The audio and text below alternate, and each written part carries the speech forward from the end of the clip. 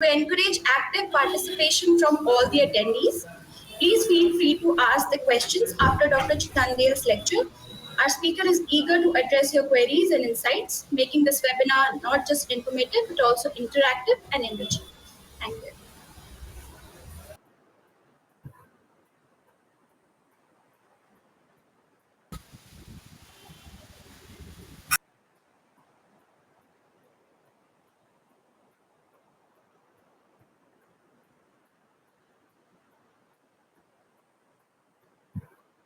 Is my PPT visible to everyone?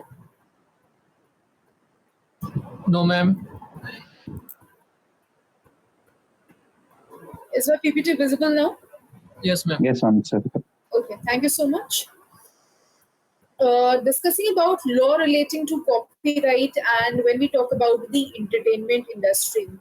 Copyright itself basically means that when you are having the onus, when you are having the kind of literary work, artistic work, or dramatic works, if you have tried creating any of such works which is falling under the ambit of literary work, artistic work, dramatic works, then you have the right to take the copyright.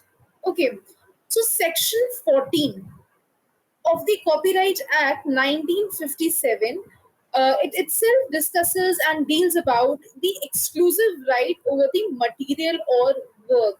Okay, so whatever the material or the work is there, it has been given the protection under Section 14 of the Copyright Act, where the person has a right to authorize the doing of a work.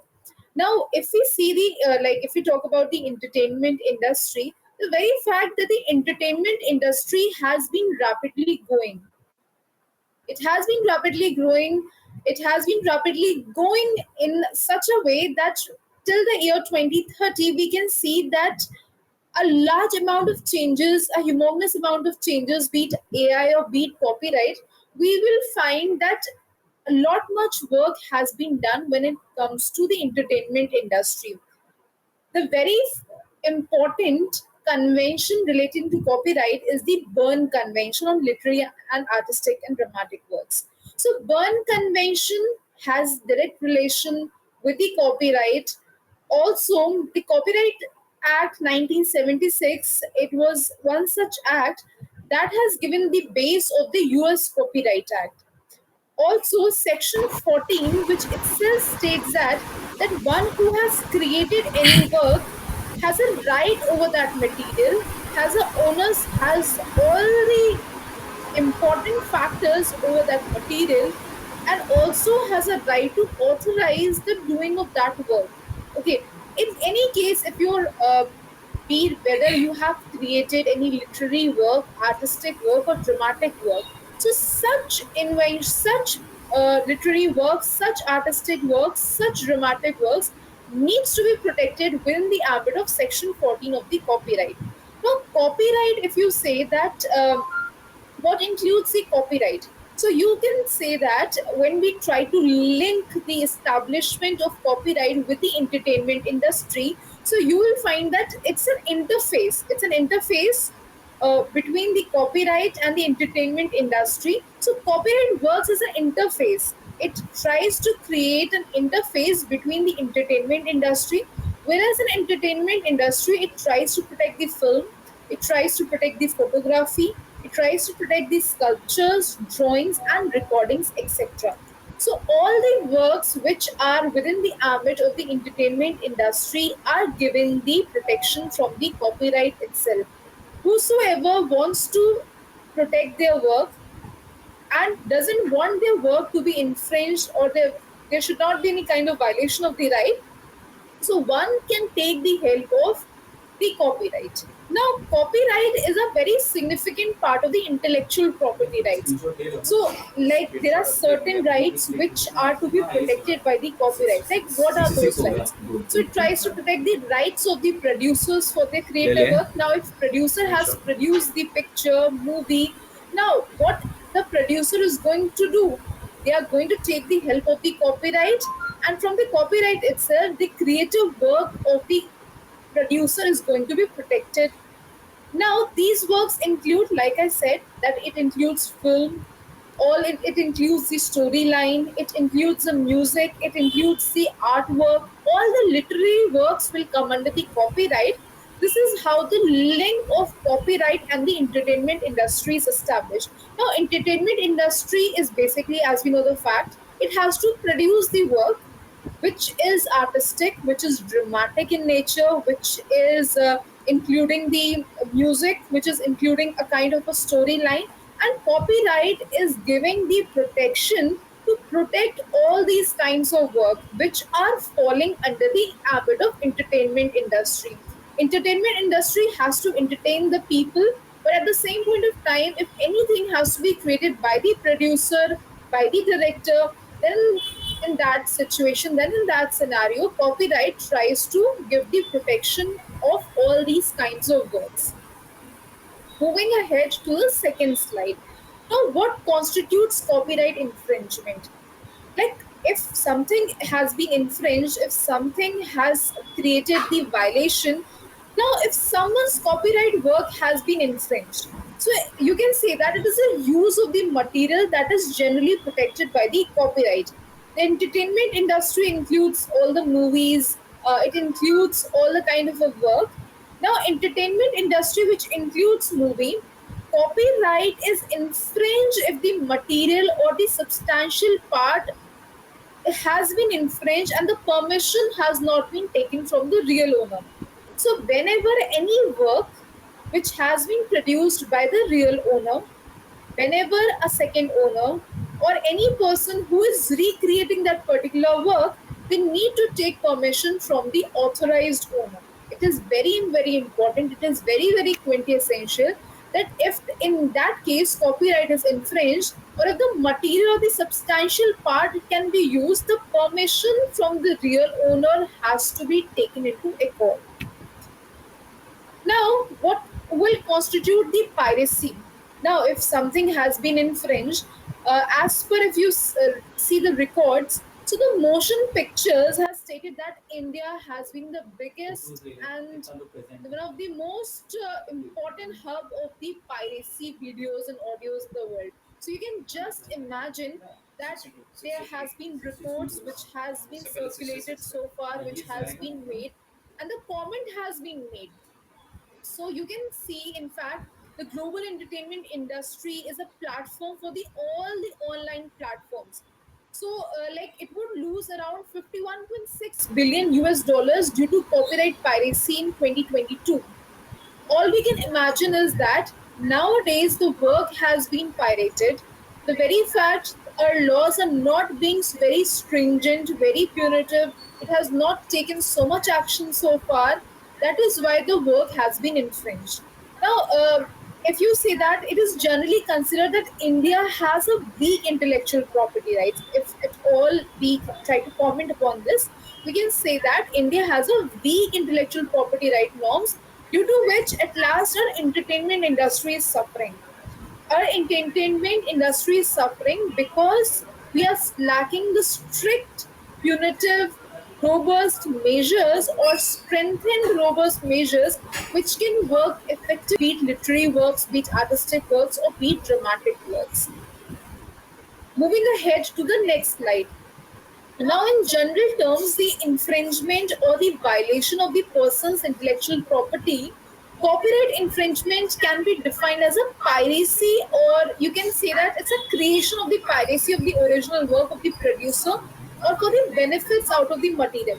So, you have section 51, which specifically states that copyright specifies the infringement of the Copyright Act. Okay, so like if anything has to be infringed, it is Section 51 of the Copyright Act which elaborates about the infringement of the copyright work. If something is to be pirated, if the original work or if the creation or the original work is to be pirated, then Section 51 gives a clear glimpse of the same. Then we have other sections, other demands also in relation to the copyright. Then you have copyright in the media industry. Till now, if anybody has any query, I will just give it a pause. If anybody has any query, you may ask. You can put it in the chat box. I'll just get back to you. Okay, Palak Sharma. Fine. Anybody who is having any sort of query till yet? Okay, fine. Now, dealing with the copyright in the media industry is legally impacted by the copyright, as it is very, very important that the creative works, the original works, the authentic works of the creator is to be protected. Like if you look in the present scenario, if we talk about that in the present scenario, the growth of technology, the growth of the technological advancement is increasing at its pace. Okay, it has a very, very fast, rapid pace that the technological growth has been advancing, it has been changing, and similarly, it has a consequence also that the piracy of the original works is automatically and ultimately leading to the loss of the owner. Okay, so whenever the works get uh, like copied somewhere, when the original works of the copyright owner gets copied, then in that case it has been created the sequence of events or the incidents which has been taken place so far where the work of the copyright has been affecting.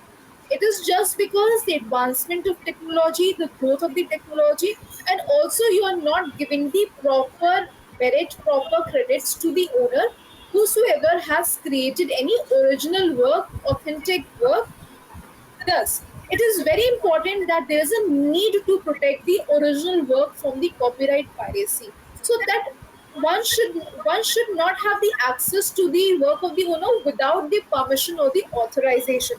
Suppose if I say that like law jurist has created something, right? If a law jurist has created something, and if that needs to be protected, then in that situation, then in that scenario, what will happen is whosoever is going to create a similar work like law jurist, they need to take permission from Ayush Gaurav or Nandita Mishra, the entire team, before using that particular material, before bringing that particular thing into existence.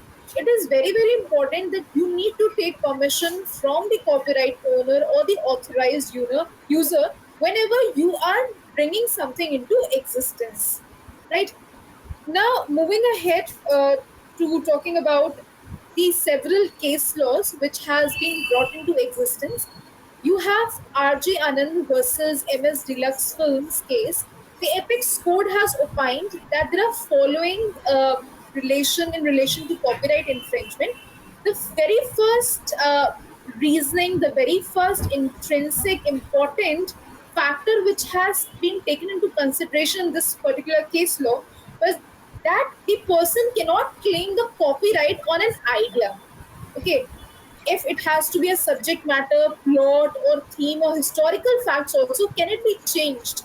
No, it cannot be changed. You cannot change the historical fact. You cannot change what is there in the history. So that is why a person cannot claim on the subject matter, what is the subject matter, the theme, or the historical fact. Now, these are several areas which are limited to the expression or the infringement or arrangement to the authorized author of the copyrighted work. You cannot, the person doesn't have any right on these matters. Also, in the case of copyright infringement, it is very, very important that both the works are undoubted of the opinion that the latter works appear to be pirate to the original one. I will just give you an example. Suppose if you have written a book, right? Now somebody else has written the book which is similar to you. Now, the question is that if the words or if the entire concept content is similar to the previous book, then in that situation, then in that scenario, here the person who has originally written the book can claim for the copyright infringement, can demand and go for civil remedies or for the criminal remedies.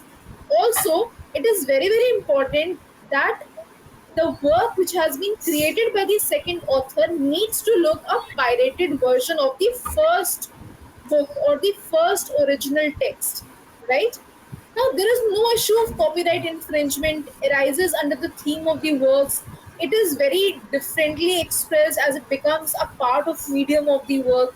So, RGRM case basically cited that it is not important that the person cannot claim copyright. You cannot claim on certain things which are already there in existence.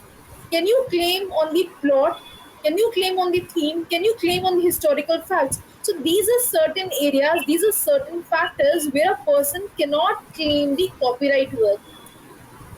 Moving ahead to the next case law, that is Z Telefilms versus Sunderlal Communications Private Limited case, where the Bombay High Court has laid down certain guidelines for the copyright infringement. So there are two tests which has been laid down. The first is the average viewer test, and the second is the substance assessment test. Now, in the average viewer test, it has been laid down that the impression is to be generated in the minds of the viewers. It has to be given the impression that if it can be inferred by the virtue of the said impression, the latter work is piracy on the original work of the creator. Now, here the onus always lies on the viewer that how the viewer has been pertaining that work. Now, it depends upon the viewer that if the viewer has been considering that particular work as a copyright infringed work or not. So it has been created as the average viewer test. If the viewer is ready, then that work has to be treated as the copyright infringed work. It can be inferred by the virtue of the said impression. So, like it is in the impression or the minds or in the hands of viewers that the work is the pirated work or whether it is the original work. So basically, you can say that the onus, the entire burden lies on the viewer. Now, the second test is the substance assessment test. Now, the test assesses the importance of the copied or the pirated portion of the rest of the work. So, the remaining work can be sustained without the pirated part, or that is not the case of copyright infringement. But if the copied part is so integral that the whole work would lose its meaning, then in that case it would be removed, considered to be the infringement of copyright, and damaged must be considered to the original owner. So, like rest of the portions are to be treated as the infringed work, and later on the portion cannot be treated as the copyright infringed work. So, if the remaining work can be sustained without the pirated part, then in that case, in that scenario, it is not the case of copyright infringement. Now, here the court has to assess, the board has to assess like which work, how much portion of the work is pirated and how much portion of the work can be brought into existence. Now, if the entire work is problematic, is pirated, then in that scenario, this test will not fall.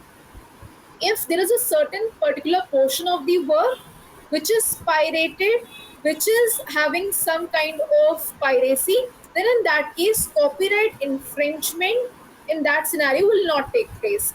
If the entire work is having the copyright issue, then in that case, in that scenario, here the copyright infringement will take place.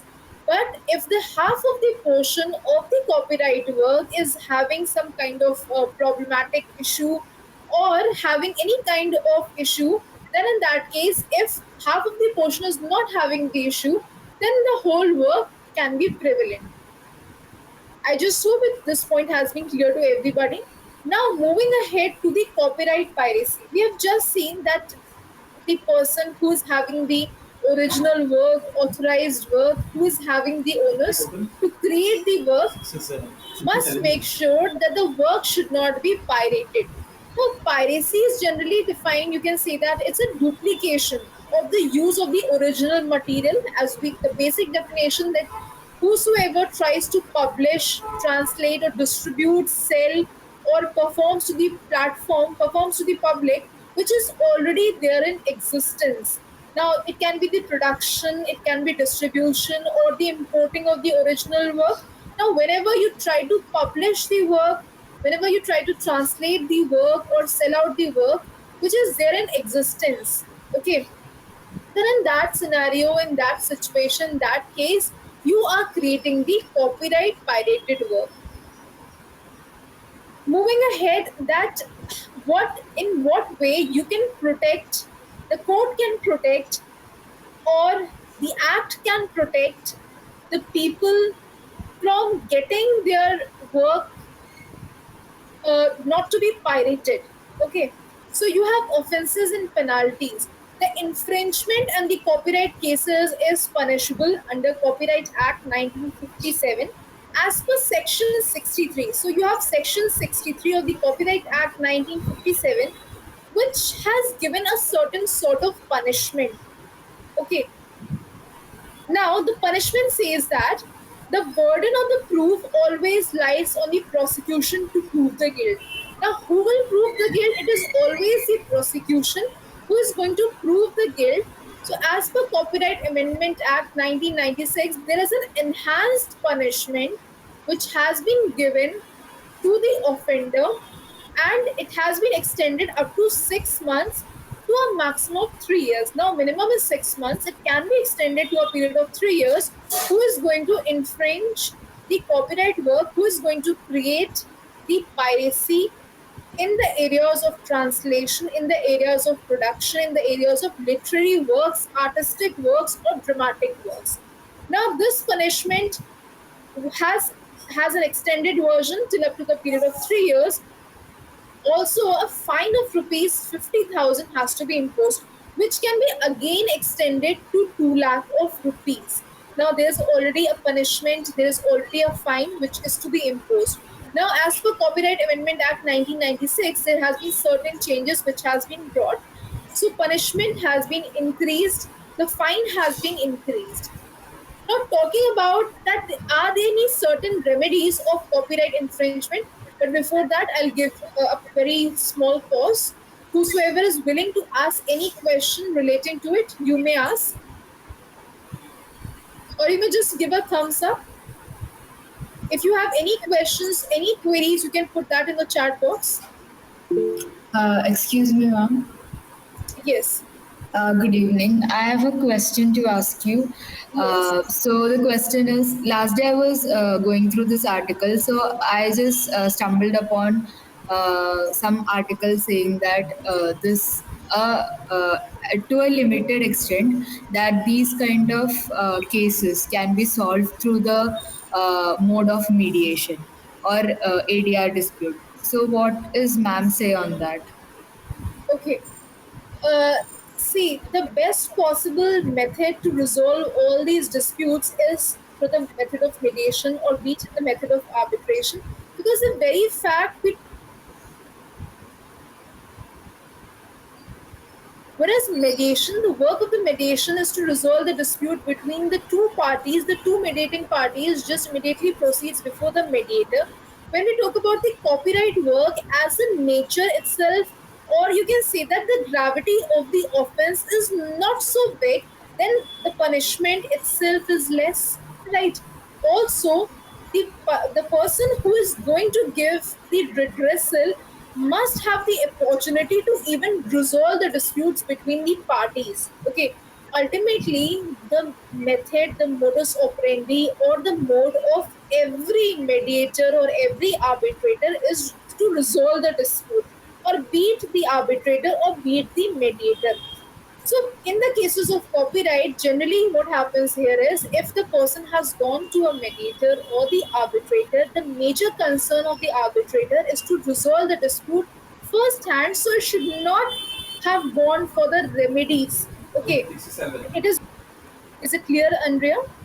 Yes, ma'am. Thank you. Ma'am, if you don't mind, let me ask you one more thing. Yes, yes. Ma'am, the other thing is, ma'am, how often these kind of citations and all these things get away from these kind of copyright cases? Because I see there, in some cases mentioning, they were telling like we have just cited or we have acknowledged the author. So how does that, get away with these all these copyright issues? Okay.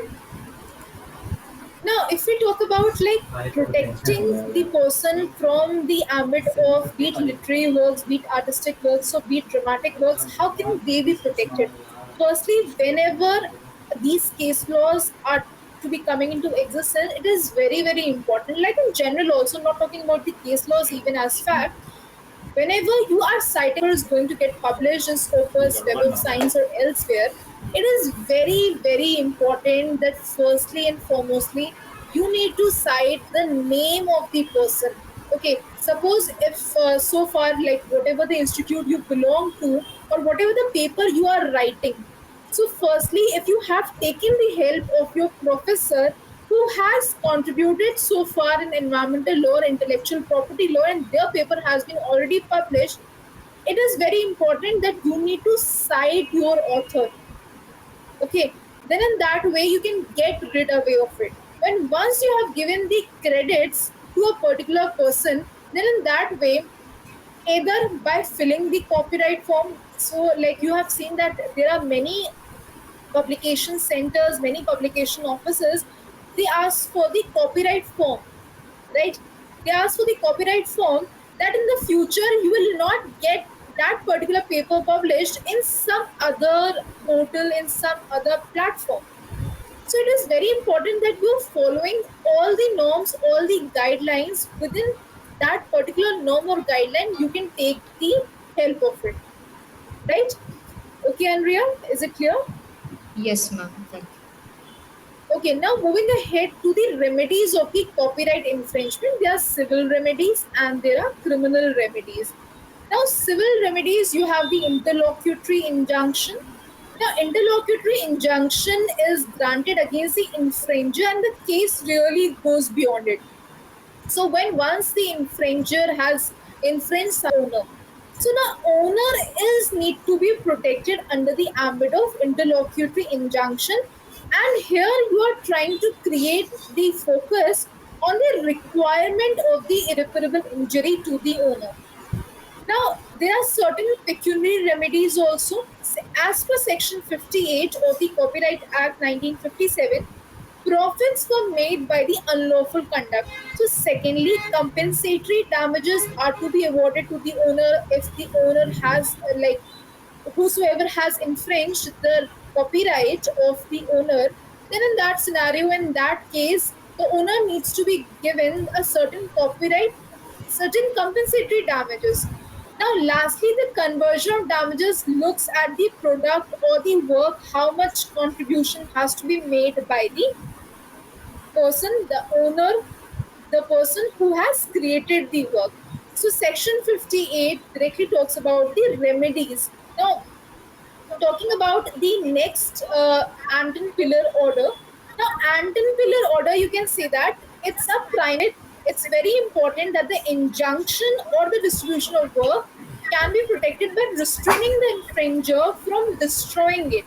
Any kind of infringement, any kind of destroy can hamper the work progress.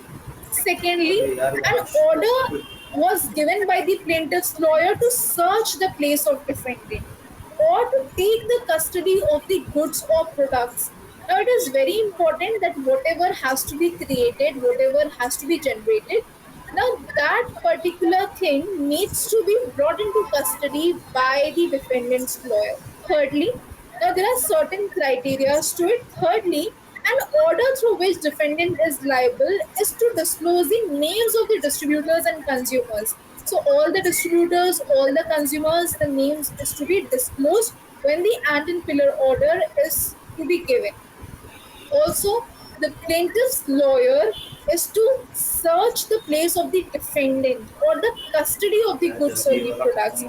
Where that particular good or where that particular product has been infringed, like that particular place needs to be searched out properly by the plaintiff's lawyer, and it has to search the place of the defendant.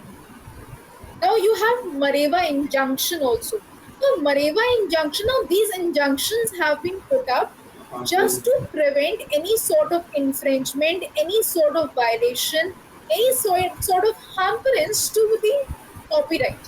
Now, this injunction is used by the defendant when the court of law observes that the defendant is trying to delay or procrastinate the proceedings or obstructs the execution or decree passed against him. Now, the court of law, it is very important that the court of law or the order of the defendant is to place the property partly or wholly under the court's disposal to satisfy the decree of the court. It is very important that the court of the law or one who has the power to order the defendant must have to place the property partly or either the wholly, which will not hamper the progress of the court. Moving ahead to the criminal remedies. Now, there are certain criminal remedies also. You have a fine of 50,000 rupees, which can again extend to 2 lakh rupees. Also, there is a process of search, there is a process of seizure of infringing the copyright goods. Like if there is a copyright work which has been created and it is in the form of pirated work, now that work can be searched, work can be seized, that work can also. Now that's all from my end. If you have any queries, you can unmute yourself and ask. Ma'am, good evening. Yes, good evening. Ma'am, my question would be on the community-owned intellectual property. Like the indigenous people have got traditional knowledge, and we live in a world of technology where we can actually have a video in YouTube or have documentary or movie explicitly telling out to everyone, the viewers, about the traditional knowledge of these people. How would we address this in copyright? Okay.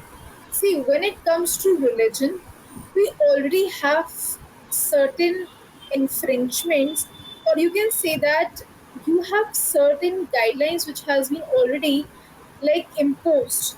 Okay, when we talk about Indian Constitution, you have certain parameters to it. But when you talk about copyright work, right? When you talk about the copyright work, when you talk about literary works, artistic works, then you again have the ambit of Section 57 of the Copyright Act 1957, right? Which talks about that if there has been any sort of infringement, now you have a particular section to it, you have a particular civil remedies given to it if it has to be connoted in the terms of religious violations or religious norms. Then in that case, in that scenario, you can again take the help of the constitution also. Okay, it is not about all about the copyright. You can take the help of freedom of speech and expression. You can take the help of certain violations which has been given, certain restrictions which has been given under Article 19. If you say about copyright work, the copyright work must come under the, if is it that particular religious work, is it supporting that copyright work or not? That's a big question. Okay. Ma'am, what about if it's the traditional knowledge is based on a medicine? Like we've got communities specifically having knowledge on certain medicines which is not revealed. Their trade secret is not revealed to the outside world. What if a media, like entertainment, a piece of entertainment, like a movie or a YouTube video, which explicitly gives the audience the trade secret as well as the entire process of making this medicine out to the world without giving any sort of credit? So will the remedies which is given already would suffice, or how would we address it? Okay. The civil remedies are going to suffice. Also, you have the criminal remedies to suffice that particular purpose. When we talk about the criminal remedies are not so much strict or punitive, or you can say that they're not robust in nature to address all these kinds of issues. This is where our copyright law has been lacking behind. This is a major loophole. So, if there is a particular invention, innovation, or a medicine, then you have the Patent Act to address all these issues. Copyright is basically for literary works, artistic works, or dramatic works. Right? Patent is something is going to protect. If there is a medicine which has to be created by a particular patent owner, then in that scenario it has to fall out by certain guidelines. Okay, first thing is that it has to be novel in nature. Okay, second thing is that it must be non-obvious in nature. Thirdly, it must be useful in nature. If all these ambits, all these criteria are to be taken into existence, then in that case, the medicine is to be protected under the patent, not the copyright. So if you're asking about the patent, invention, creativity, or innovation, okay, then in that case, if anything has to be invented, so it is a patent law which will protect, not the copyright. Copyright is basically for literary, artistic, or dramatic works. Anything which has to be written by the author, anything which is to be produced by the producer, anything which has the information which we are going to give it to the public, which is again bringing the entertainment into picture. Okay, ma'am. Thank you so much. Yes, it's clear. Yes, anything else? Ma'am, there are two more questions in the message box. Should I state? Yes. There is one question from Riya Pimputkar. Ma'am, could you please explain why the plot or theme cannot be protected under copyright? Okay. Okay, plot or theme cannot be protected under copyright. See, it is a very, when we talk about plot or theme, firstly, plot is something which is very not so much huge in nature. It is very, very minuscule in nature. Okay. If we say about story of a movie, okay, so that's a major picture which is to be created in front of the public. Plot or theme is just an idea. Okay, you have not brought that plot or theme into existence. It's just a mere idea to it. That is why it has not been protected under copyright. Yes, next question. Ma'am, the next question is from Ahmed Aman. Ma'am, does recitation or reading of copyrighted work in public be considered as an infringement of copyright work? Okay, when we talk about recitation or reading of copyrighted work in public can be considered, firstly, are you reading that particular work keeping in mind the credit to the authorized owner, authorized user or not? Okay, if you are claiming that work to be your original work, then in that scenario, it is going to, then in that case, it is very problematic. It can create an issue. Like if you like if I have written a book on media and entertainment law, suppose I have written a book on copyright law, or a patent law, so are you claiming that particular work while reciting or reading that particular work, claiming it to be your work or my work? If you are giving enough credit to my work, then in that scenario, here you are not creating the infringement to the copyright owner. Is your question answered, Ahmed Aman and Nandita Mishra? Yes, ma'am. And also Riya? Miss Yes, Riya? ma'am. Okay, that's all from my end. Over to Ayush, Gaurav and Nandita. I believe all the questions have been answered by you very gracefully. So thank you so much, Dr. Chandel, for your insightful and knowledgeable presentation. We are deeply grateful for your time and expertise. Thank you everyone for joining us today. We hope this session was as enlightening and engaging for us as it was for you. Thank you so much for everyone. Thank you so Thank much. you, ma'am. Thank Thank you. you. Thank you, ma'am. Thank you, sir.